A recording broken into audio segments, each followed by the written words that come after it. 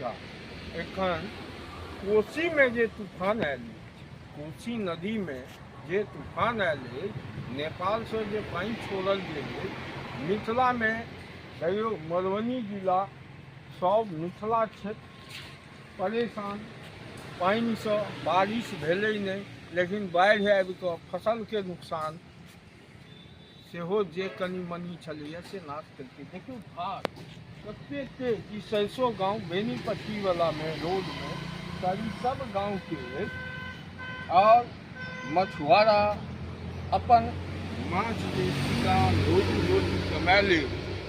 देखियौ ई बहुत कम मिलता हाटे देखो। ये नामहरो छै आ साइड सब में के नहीं मारे छै आ